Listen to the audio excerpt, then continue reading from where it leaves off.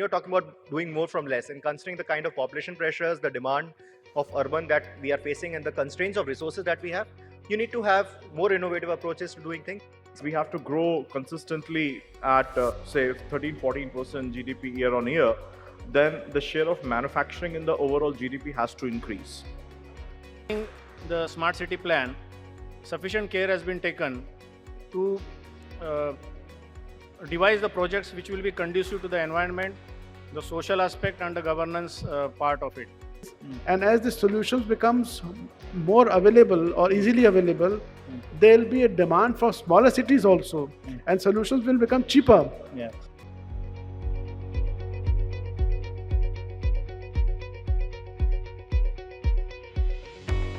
Good morning, and very inspiring session from Kunalji just a few minutes back.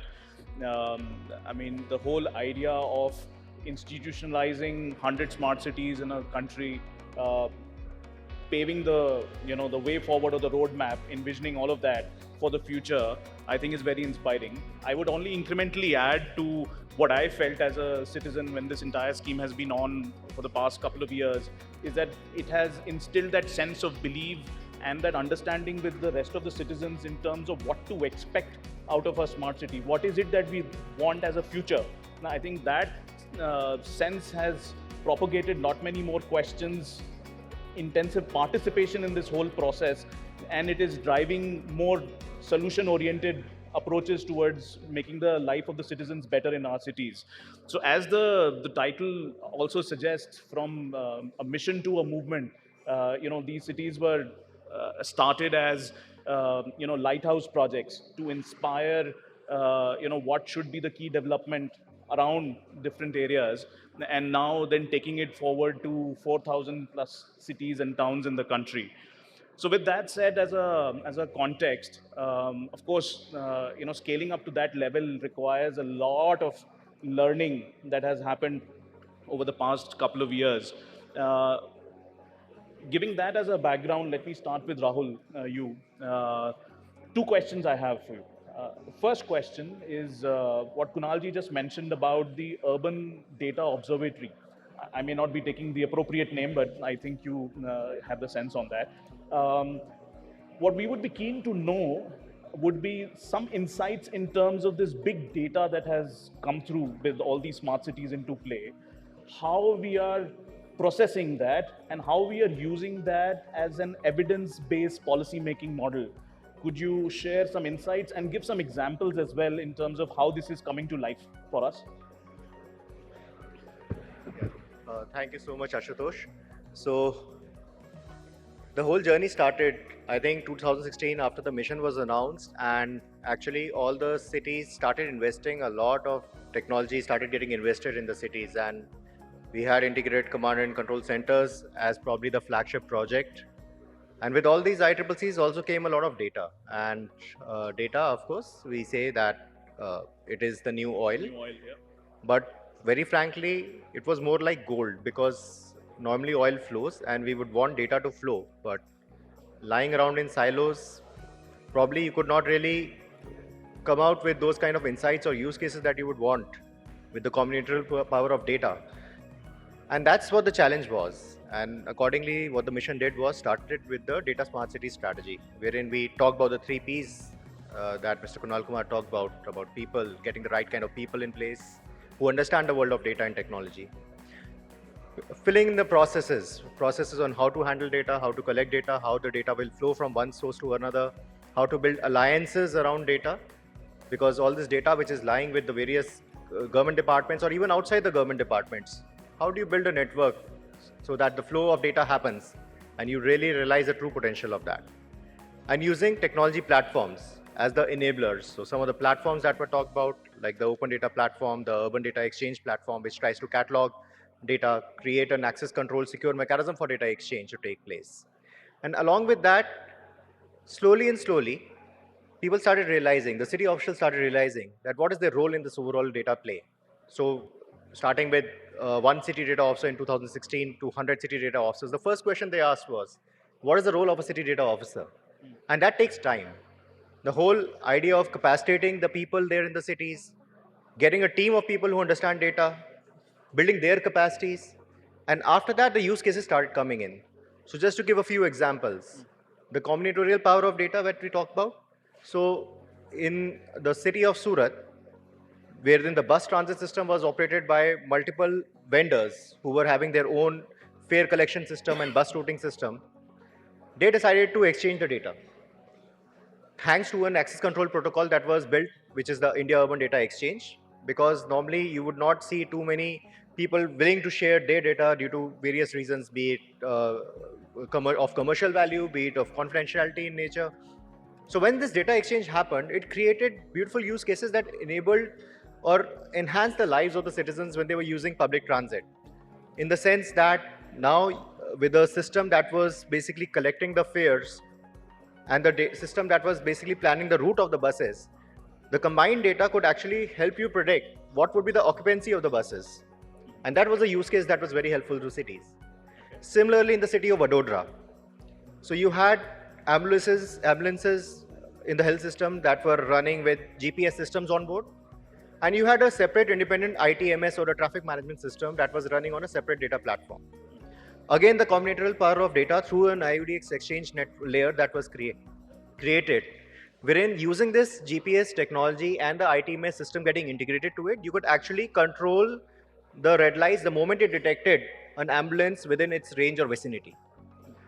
These are just few of the examples, but overall, when you see that slowly and slowly the city users started sharing these data, starting to use that data for their own evidence-based planning. For example, in the city of Mizoram, wherein they actually predicted the procurement of buses was planned because they could actually use a data case and build around it. How property tax increased in some of the cities due to the whole power of data. So slowly and slowly you will see that these use cases that are being built, they will get replicated in cities other than the 100 cities. Because as you mentioned, as a lighthouse, the whole idea is to create demonstrable, replicable models. But there also has to be a strategy for scale up, the strategy to basically percolate this information down to the other cities, total 4,800 that are there in the urban ecosystem. Great. Thank you, Rahul. I think this is very insightful, at least to know that how what was conceived a couple of years back is actually translating into real models on ground and actually is helping, devise newer strategies and better policies to propagate this entire mission. Um, Continuing with you, Kunalji also mentioned that there is a large set of repository that has been created now. There are various institutions which are working together with us, documenting various case studies, across multiple pillars, which are the foundation of the smart city mission. And so many cities, it will be quantum amount of data and learning that would have come through. But now when we are looking up to scale up this entire mission to a movement of 4,000 plus cities and towns. What would you say would be some of the key learnings that have come through, how they need to be planned in for our roadmap for the future, so that each of these cities and towns are able to represent the concept of smart cities, as they say? So views from you on that, please. So, of course, as was mentioned in that presentation, doing more from less. Yes. The whole concept of affordable excellence, that means something that is excellent but also affordable, that would benefit all the users and would be available and accessible to them.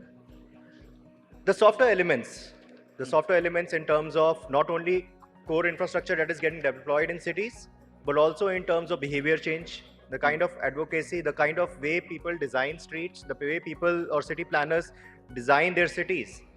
All that are the software elements that are key or core principles of smart cities mission that need to be percolated down to the entire ecosystem.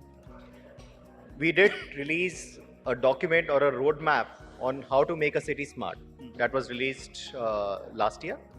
It has a step-by-step guide on what are the building blocks to making a smart city.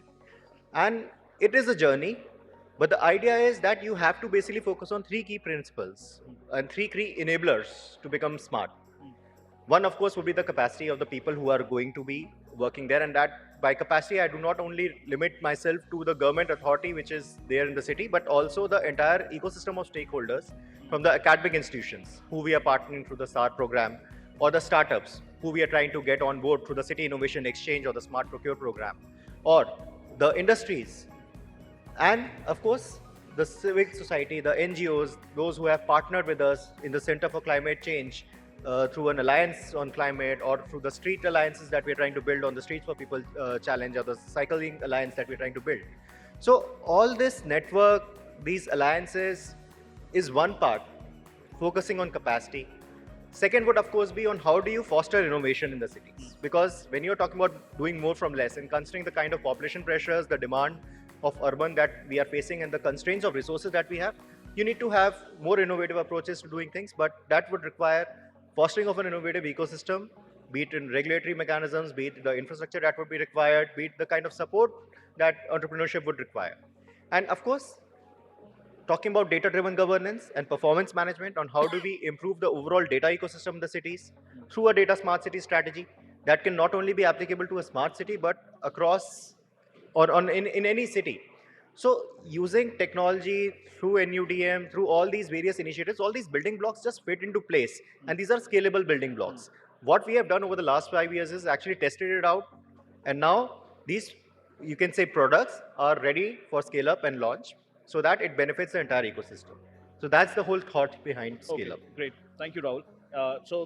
What I take away is also basically the fact that going forward, as this entire mission stood for more citizen participation, as we plan the road ahead for the 4,000 cities and towns, we will be actively involved in terms of putting out our learnings, asking those questions, and trying to seek answers togetherly, so that we can plan these things better, right? Okay, wonderful. Thank you. Coming to you, Abhishek, you've been very closely involved in developing another set of cities or townships, if I may, which are focusing on bringing investment into the country, also propagating Atmanirbhar Bharat, all these important key initiatives from the government. Towing the line of smart cities as what we are talking about, how are you envisioning the future of these industrial townships as they are growing along the various corridors? What's the bigger plan in play? There are some under execution right now, but I'm sure that there is a long road ahead that you've already planned. So would you want to share some insights with our audience, please? Sure, thank you. First of all, for the benefit of all the audience, I would like to make it clear that the mandate which has been given to NICDC for implementing the National Industrial Corridor Program is a bit different from what has been done as part of the 100 Smart City mission, which Mr. Kunal has spoken about, or which my fellow colleague has just spoken about. So the mandate which was given to us was to leverage on the infrastructure which Government of India is creating by way of creation of the dedicated freight corridors, or by way of building expressways, national highways, etc., etc., and using the transportation-led backbone to develop the manufacturing sector of the country, to promote more and more investments into the manufacturing investments in the country. If we look at India, if we have to grow consistently at, say, 13-14% GDP year on year, then the share of manufacturing in the overall GDP has to increase. So, and that can only increase, to my mind, when the share of manufacturing to the GDP ratio goes up year on year. Because, to my mind, the story of the service sector has come to a point of saturation. Secondly, India is already facing the problem of urbanization. The existing cities are turning into slums because of the pressure of population on the area. The density of the population is too high. So it's very important that we need to create some greenfield cities where there is some economic activity and people start living there, start earning there. Initially, the factories will come in, the industries will come in, the people will move, the workers will move, then they will take on their families, and overall ecosystem will get established. World over, cities have taken 50 to 20 years to develop from the scratch. So the mandate given to our organization was to develop greenfield industrial cities, making them smart from day one, as well as to promote the development of manufacturing sector in these cities. So the key economic driver of the industrial cities which we are developing is the manufacturing. That is the core strength. The difference between the 100 Smart City program and the cities which we are developing is that is basically a brownfield development, and ours is basically a greenfield development. So as of now, just to give you the horizon and the perspective, We are working on 11 industrial corridor projects, working on 32 greenfield industrial smart cities. 4 has already been developed, and we have started the process of selling the industrial land parcels. I'm happy to share that close to 165 companies have actually invested. The mobilization of investment close to the tune of around 16,000 crore has already taken place. And we are in the process of master planning, engineering, acquiring land, taking environment clearance, and completely de-risking the project from day one. Sustainability is one motto which we have taken care of during the master planning stages too. Every single thing which we are planning, implementing is digitized, right from the land records to the infrastructure which is going below the ground. And we are providing completely plug and play infrastructure to the industries whosoever comes in and wants to start the manufacturing.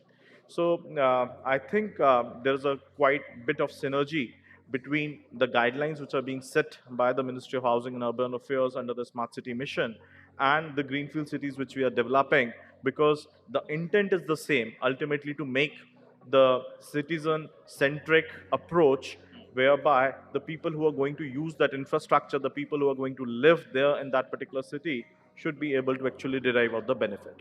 Thank you. Great, thank you, Abhishek. Continuing with you, sorry, we were just intrigued by this whole fact, with the scale of new greenfield cities that you are developing. Would you want to highlight any specific initiatives that come to your mind which are driving sustainability, environmental conscious development into your scheme of things as you plan the newer cities for the future?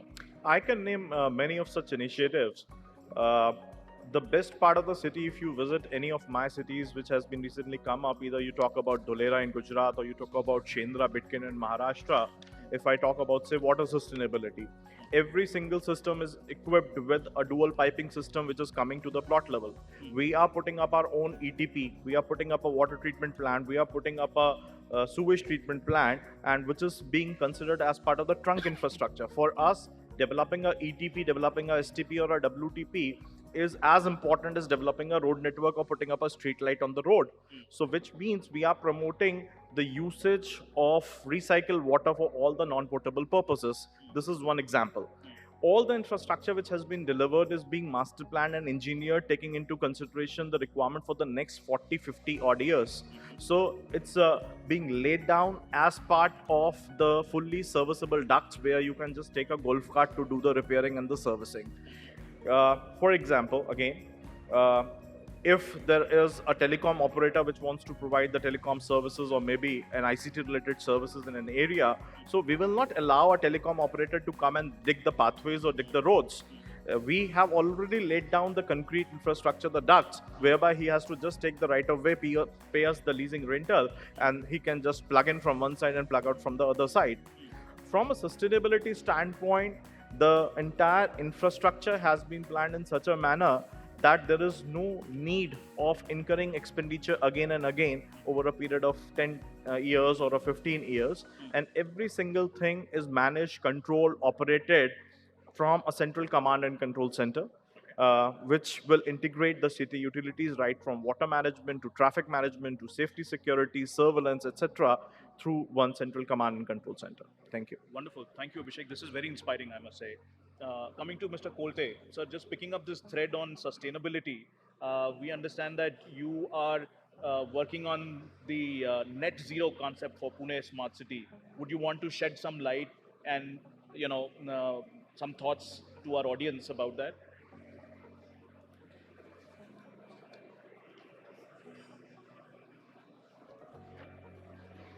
Yeah, Pune Smart City mission has started its work since 2015-16 after the preparation of the Smart City plan. And the Smart City plan comprised of various sectors like livability, transport, health, education, waste management, water management. And while designing the Smart City plan, sufficient care has been taken to devise the projects which will be conducive to the environment, the social aspect and the governance part of it. Especially from the climate point of view, several projects of Pune Smart City have been very much helpful and have been conducive to the climate action.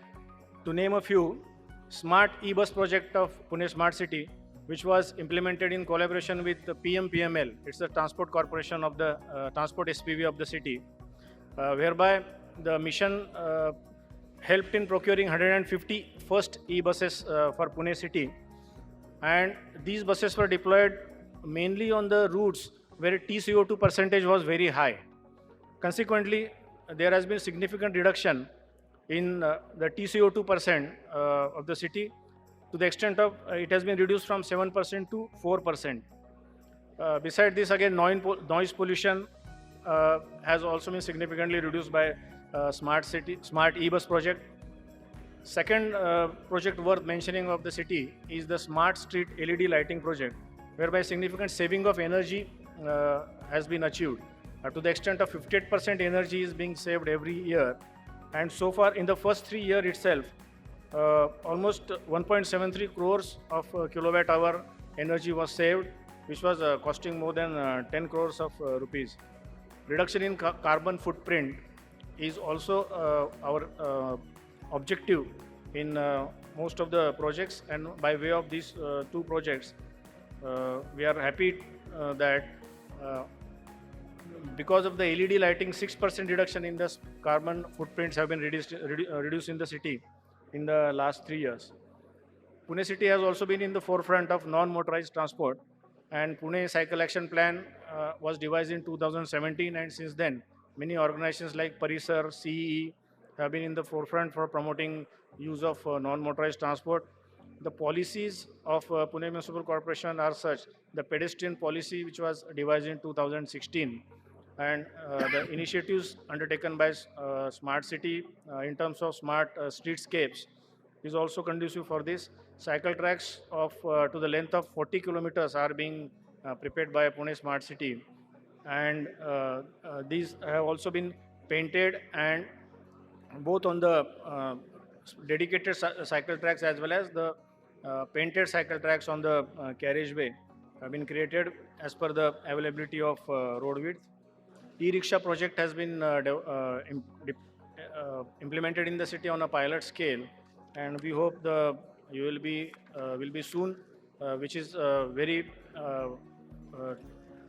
vigorously preparing on the electric vehicle policy and electric vehicle EV implementation in the city.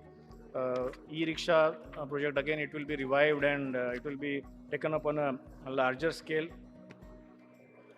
In terms of waste management, again, zero waste management has been implemented in the Aun Baner and Balewadi area as a EBD initiative, and the segregation of organic waste at source is the aim of this, and the societies are they have given good response for this, and we intend to take it forward for another 2 years.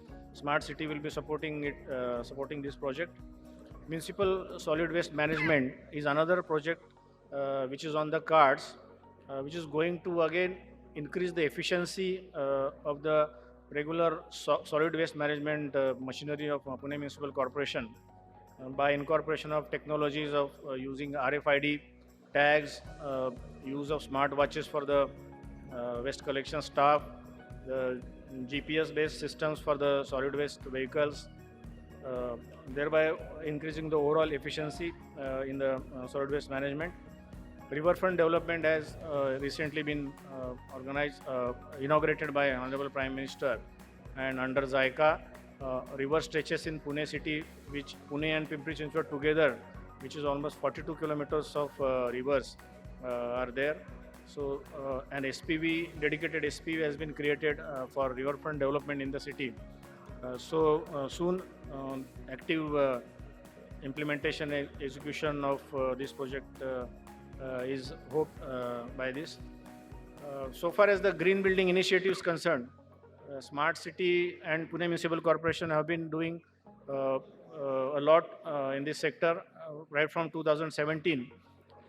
PMC has been in an MOU with Indian Green Building Council, and incentives are being given to the developers for creating or constructing their projects with rating IGBC or green rating from IGBC or Griha. And the state government policy also has uh, provisions for encouragement to green buildings in the city. Pune Smart City has also entered into an MOU with IGBC for promoting green buildings in the city, so that we will be doing the outreach programs for the green buildings in the city, and also the capacity building of various stakeholders, engineers, contractors, and officials will be taken up under this project. Sure. So our some of the other initiatives also with knowledge Pune knowledge clusters, where we are participating in their urban forestry program, whereby adopt a sapling program is being implemented by us together, and we are involving the resident welfare associations for taking care or adopting the saplings or trees till they become bigger trees, and which will be of course supported by the machinery of Pune Smart City for nurturing and taking care, watering, related infrastructure of tree guards, etc., will be provided by the smart city. So these are some of the initiatives which will go a long way in the expected achievements of climate action. Sure. Thank you. Thank you, sir. Dharmendra ji, very good morning. Very quick question for you. NDMC Smart Cities, your experience in implementing the entire smart metering program that you have done, it's a pioneer initiative in its own way. A lot of other cities who have tried to implement have not been very successful. So any lessons how you made this a successful mission that you would want to share for our audience? Thank you. NDMC, in fact, was among the first cities that were declared to be developed into smart city.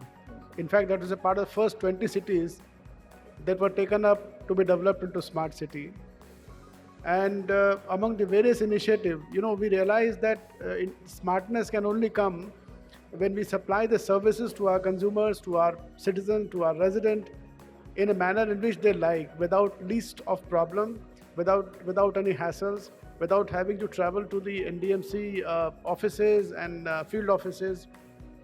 So we ventured into first to have our offices streamlined, digitized, so that services can be delivered quickly. At the same time, we wanted to have the citizens or the resident demand for services. Unless there is a stakeholder demand, we will not do it. And once they get used to these services, the way we provided them, their continuity will not be there. Suppose I provide a services which is not being liked or demanded by the resident, then there'll be no traction from the consumer side.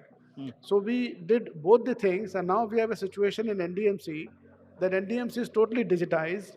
Our internal processes are digitized. We offer almost 50 services to the resident online, which are actually available online. So there is a demand from the consumer, from the resident. So we cannot go back now. It is something which is there and it will be there for all times to come. Sure. So that's a sustainability part. And as you mentioned about the smart metering project that we launched in 2017 and 18, and all our domestic meters in Delhi are now smart meters. And we have now taken up the commercial meters also, which are less in numbers, also to be smart meters. And experience has been actually very rewarding, that we can control, we can monitor the consumption. I can tell you how much power you're consuming at the moment in your house. I can have the disconnection done when you want it to be done. The meter, the bills are ready in no time. If I have to attend to any complaint of any consumer that there is a overbilling or there is a excess power consumption being put in my name, they can be all checked within no time. The results have been really rewarding, very convenient. We raise our monthly bill in the same month. Whatever you consume on 31st or 30th of the previous month, that is billed before the 10th of the next month. So we have no lag in our collection system also. So our collection efficiency has gone up. Great. So it is really rewarding, and we are very happy that we implemented it. And similar, we want to have it in the water supply also, for which we are trying now to have a consultant and guide us how to go about for the automatic metering instruments, and also have the proper network arrangement by which we can have 24/7 water supply. So NDMC's experience has been very good. We also established a command and control center through which we control our waste collection. When our dustbins are full, we get a message that dustbins are full. Our electric lights, street lights are all smart light. I can switch on and switch off from my command center. And our command center was also used in the crisis time of second COVID wave, when the oxygen supply in the Delhi was managed from there by the Delhi government. So it has been overall a very rewarding experience. In my opinion, it's a one-way journey towards better services and more services to the citizen. And there is no way any city can come back from there. Yes. In fact, that will be copied by more and more cities. And as the solutions becomes more available or easily available, there will be a demand for smaller cities also. And solutions will become cheaper and easily available. Correct. We've already started on the movement part from the mission. Yeah, that's where it leads to. Excellent. Very, very heartening to know all of this, Dharmendra. One more question I have for you. You incidentally also is one of the municipal councils which is debt-free. Debt-free, Yeah. right? Would you want to share some thoughts, ideas as to how you've achieved that state and others can get inspired and take some lessons and ensure that they are in the same state? It is correct that NDMC would be among the very few municipalities in the country who are debt-free and who have got surpluses with us. I would like to disclose that we have over 5,000 crores of surplus with us. Wow. And the model simply is that our collection efficiency is better. And we also have been in the property business in the sense that we have a lot of municipal properties, which we give it on license fee basis. And from there, a lot of money comes to us as a rent on those properties. Sure. And we have been very prudent in our fiscal management. So we have not, squandered our money on unproductive assets or liabilities. So basically, on one side, better collection efficiency. On second side, we have assets which we have given on rent to various government departments and commercial establishment from where we get rent. And then we are also in the distribution business from where we also make some money. So in totality, we end up being a surplus municipality. And there's another thing is that our financial management is better. With the result, our credit rating is also AA+. We have not raised bonds so far, but we can any day we can raise the bond. And so this all put together puts us in a better managed. We have a double entry accounting system, so it is in all put together. It's a better financially managed municipality. Appreciate that. Very, very heartening to know that. Thank you, sir. Thank you very much. Coming to Mr. Nagaraj. So, from HUDCO, I mean, various innovative financing schemes have been put into place to finance infrastructure development projects across the country. What would be some of your learnings that you would want to share with everybody over here? As we move from 100 to 4,000, what are some of those learnings that we can implement which will help us get to the Mars, as we say, from here? Thanks, Ashutosh. We HUDCO firmly believe that, as we all know, that urbanization is taking place much faster pace than ever imagined. For instance, on an average, 30 people are migrating to cities from rural due to health, employment, and other amenities. So by 2030, almost 40% of the population is likely to be reside in urban areas, which is just from 17% at the time of independence. It is also estimated that by the time we complete 100 years of independence, more than 50% of our population is likely to stay in urban areas. By keeping that in mind, we give more and more importance to urban areas by way of funding housing projects. In fact, Pradhan Mantri Awas Yojana is the biggest housing program in the country, wherein HUDCO is a mission partner, both in terms of channelizing subsidy as well as also financing major projects we have done it in. So let me give you a small example, then I'll come to the main answer. So out of demand of 112 million, so far almost 11 million, 0.2, almost 11.4 million houses have been sanctioned, out of which 90 million houses have been grounded, 9.0 million has been grounded, and out of which almost 60-70% have been completed and delivered. That is a kind of progress. I can say that nowhere on the earth this kind of affordable housing program is being done at present in India. Number two, we have been financing housing and urban development projects. Almost 80,000 crores we have funded, out of which 60% of our funding goes to housing. In that housing also 95% goes to predominantly affordable housing, catering to economically weaker section and lower income group.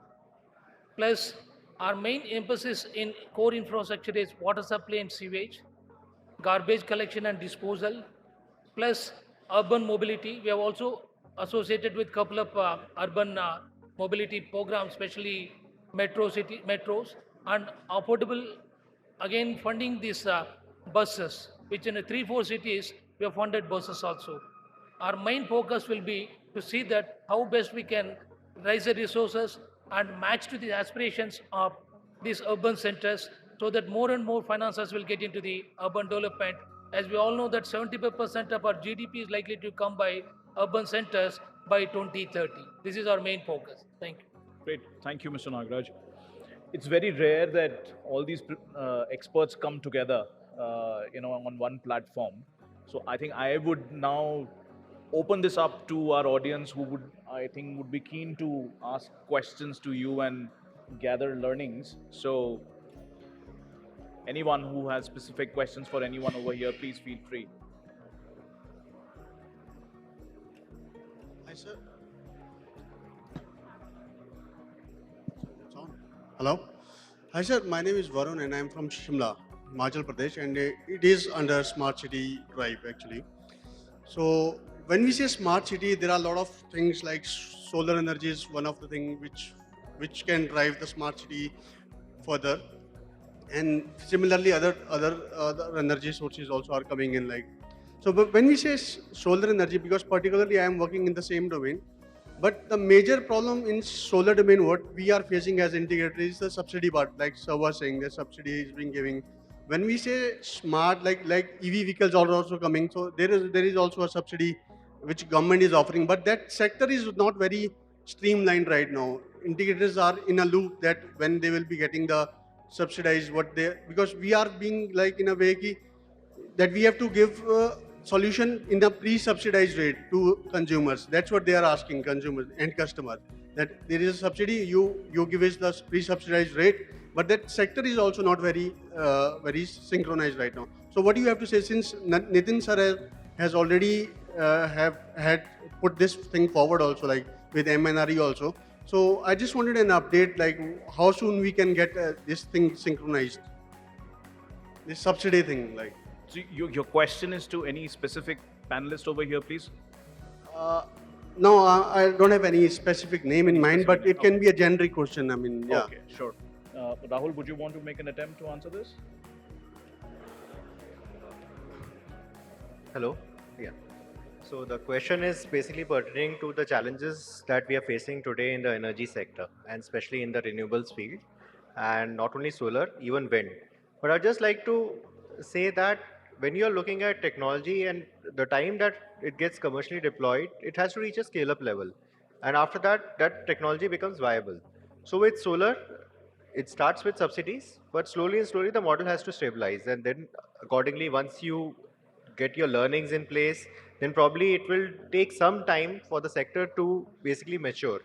I think you look at it, any of the new innovation that comes out in the domain, it goes through the same kind of a learning curve, initially you have subsidies. For example, Ola and Uber, when they started, there were a lot of subsidies and offers and buybacks or freebies that were being offered. So that was also like a subsidy. It was to basically get a substantial user base that would lead to significant economies of scale that would make that particular sector viable. I think there have been challenges in the energy sector. Those are being addressed, and maybe in a few years' time, you'll probably see the sector mature. Sure. Thanks, Rahul. Is the next question, I suppose, yeah? Hi, I'm coming from Bombay, and I have planned to initiate the North Mumbai Development Corporation, like vision of the smart cities. and you fulfill the UNDP principle. So, like sustainability for the capital and corporate social responsibility, I want to know the your views about going such kind of cooperation into the stock market. So we plan already talking with the stockholder in my area actually, because this I'm going to propose actually, and maybe want to start it actually with such kind of things. Maybe but all the citizen societies should be a stakeholders and people who want to. And can we such kind of smart citizen going on a stock market where we can take the international investment and such kind of professional organization we can run. So I want to know you're already you are running a lot of smart city project. So whether such kind of execution is possible, that's I want to know. Your question is about cities going to the market for raising of funds? Market, yeah. Okay. So if you see that over the last few years, a number of cities have been able to raise funds through the market through municipal bonds. And even in the smart cities, we have had technical assistance partnerships through USTDA and US Trade and Treasury Department, who have talked to 6 of the smart cities and handheld them to basically raise funds from the capital markets. So that is a process that is going on. We are encouraging cities to go to the markets, but before that, they have to have their house in order first. For regard to the accounting reforms that they need to do, with regard to the ratings that they have, and with regard to the systems to be in place. So a city which is already mature, like the 2 other cities that are representing here, NDMC and both Pune Municipal Corporation. Pune has successfully raised municipal bonds, and that too at a very effective coupon rate. And same with NDMC, they are very strong. They have got very strong balances. They have adequate amounts of funds available. So whenever they want, they can definitely go to the market. So we are trying to build the capacity of smart cities through various programs. And even under the Amrit mission, there are a number of cities that have been able to successfully raise funds from the market. Great, thanks, Rahul. We'll take just one final. To add to what you mentioned, the problem is not about raising money. The problem is with regard to well-structured projects.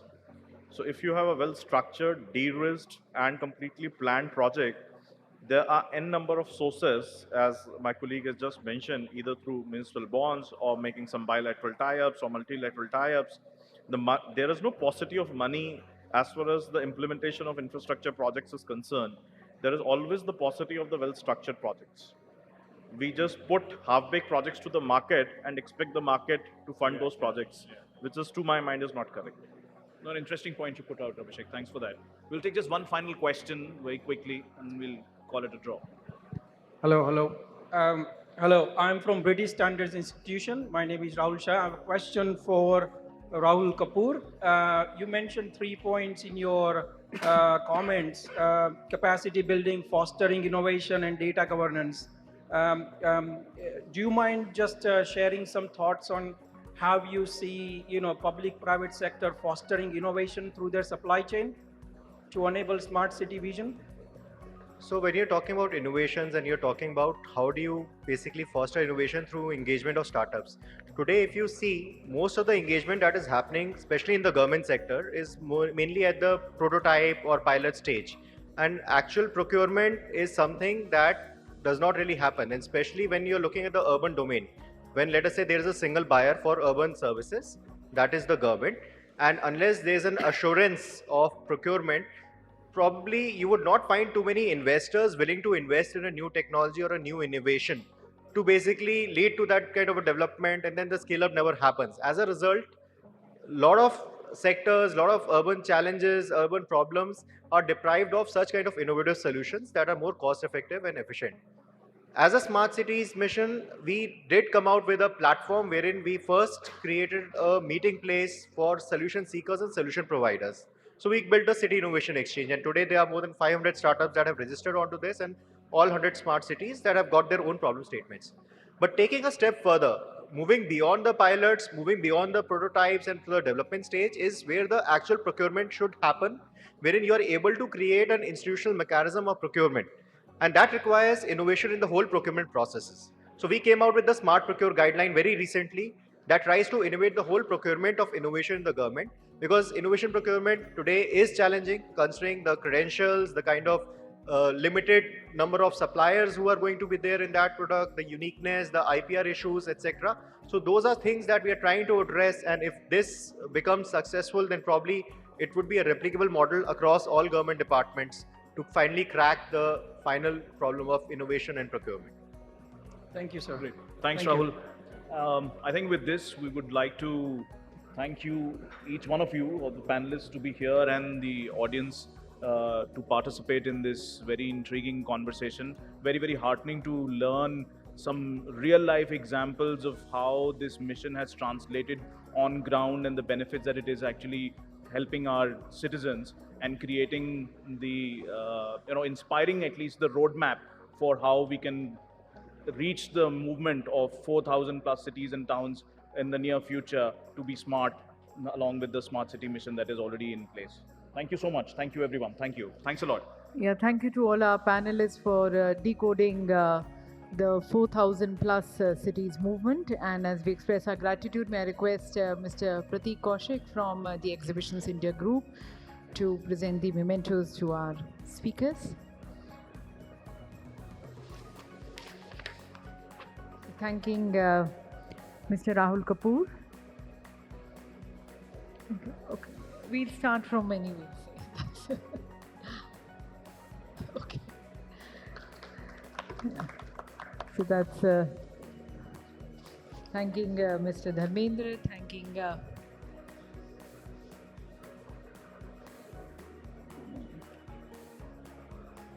thanking Dr. Sanjay Kolte.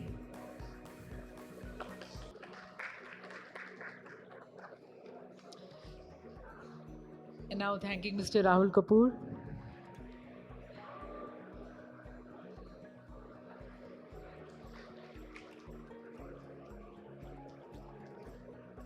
Our gratitude, appreciation to Mr. Nagaraj.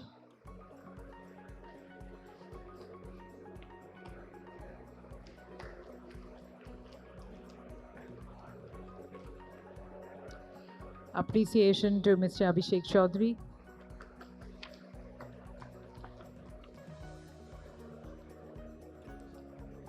And to our moderator of the session, Mr. Ashutosh Kapoor.